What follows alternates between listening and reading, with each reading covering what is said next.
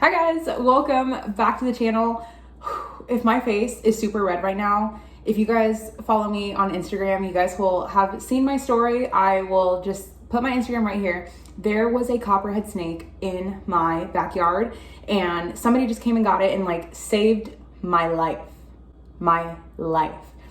I was so scared. Oh my God, my skin is like literally crawling right now. Okay, we're gonna make lasagna soup. Oh my God, I feel like I can't even think right now. It was supposed to be raining right now, but it's not. And I already got the stuff out for lasagna soup, so let's make it. Starting out in our Dutch oven, you can use any pot. Remember, don't come for me. If you guys saw my Dutch oven bread, this is why the bottom is dark. And you know what? If your stuff looks clean, then you must not use it. I'm gonna add about a tablespoon of some olive oil. As always, your girl pre-chops her onions. I'm gonna add what would be one small diced onion, maybe one medium onion. And we can let this sweat out for a couple of minutes, just until it picks up just a little bit of color and you don't have any more of that raw onion flavor. A couple minutes later, we can add our garlic. This is a microplane zester. It goes by many things. Some people even call it a citrus zester. We're gonna zest 2 cloves of some garlic. I am so happy to have finished that pre-grated stuff. It was so nice to have it on hand, and I just throw the ends in there. They're gonna get so tender, you're not even gonna taste them. But that pre-grated stuff to me doesn't really taste like garlic. It really doesn't taste like much of anything. I feel like I could have added a 1/4 cup of it and I still wouldn't have had garlic flavor. So we're gonna add 2 cloves, which these are pretty big, so it would be about 1 tablespoon. I really like that it's not that sharp, so you can just do this, swipe off the bottom, good to go. Swirl this around. You wanna make sure it does not burn, but you just wanna let it hit that heat. Smells so good. Now we can add in, this is the Johnsonville Italian sausage. This is the hot version. You can use mild, of course, and any brand of choice works. I wouldn't recommend sweet sausage. Sweet sausage, obviously, I mean, it's in the name. It makes it taste sweet, but it's just terrible. It, to me, it's not a good swap. We're just gonna place that in there and we're gonna break it up. Want to get it into as many little bite-sized pieces as you can. If you didn't have Italian sausage, I guess you could use ground beef. I know it's controversial, but I'm not a big fan of ground beef in spaghetti. I didn't really grow up eating it, so it's not really my thing. So Italian sausage is the way I go.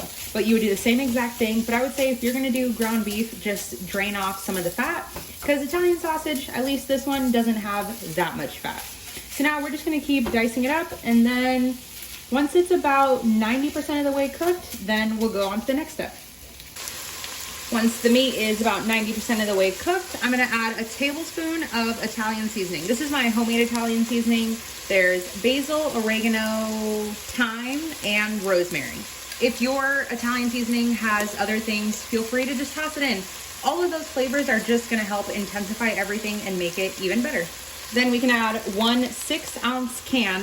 Mine is in the freezer. I always tell you guys, freeze whatever you can't use so it doesn't go bad. And then you just squeeze it flat, and mine's not frozen, but whenever it is, just crack off a piece and toss it in your dish. So this is 1 6-ounce can of tomato paste. Then of course, any tomato product that has been in a metallic can, you just want to give it a stir, let it hit that heat, and it almost deepens in color. It's already red, but then it turns into like a mahogany. Is mahogany darker than red? Anyway, it becomes darker, and then all of this turns super, this is where you get all of your flavor from. So good.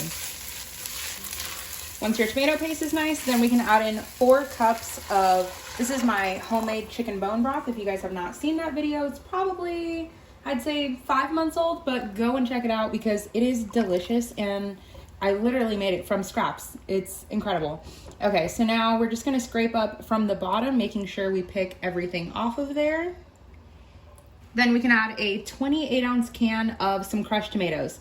Now, if you guys, we're gonna pour this in. From my Rayo's pasta sauce video, you guys will see the comments were very divided.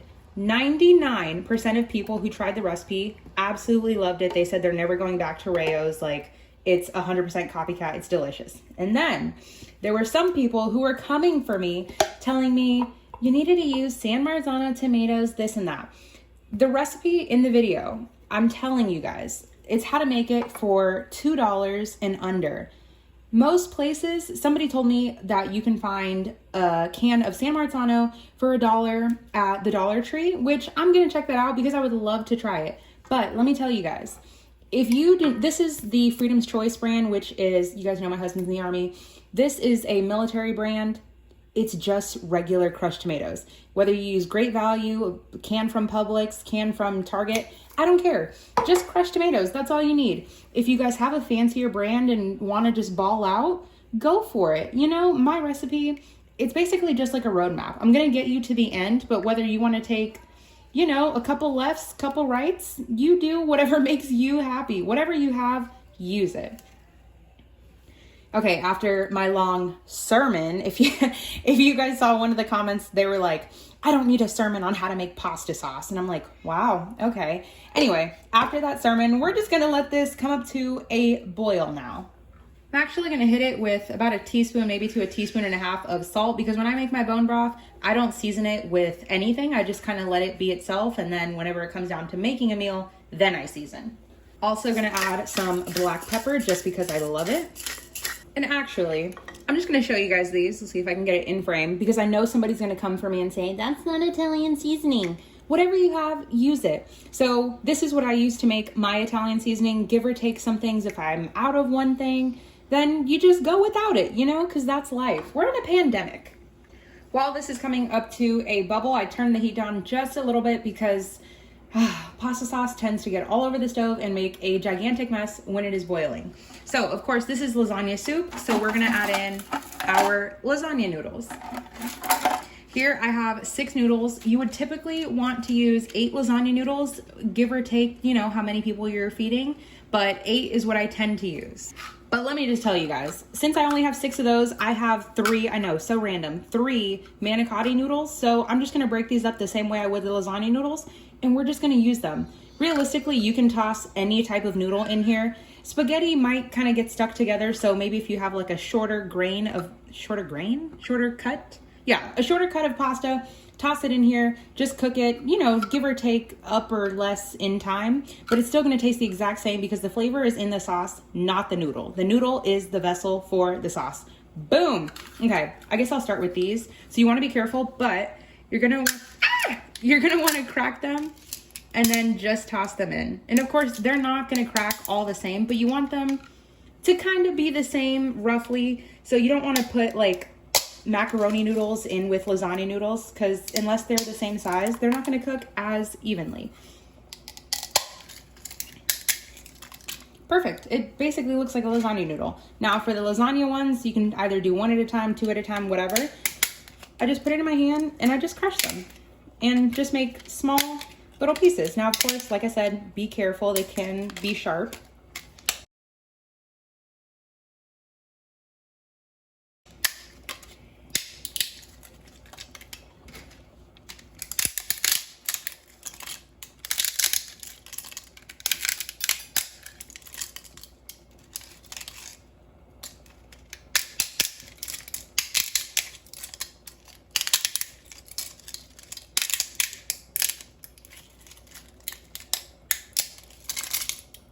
Once you have all your noodles, just make sure they're covered by the sauce.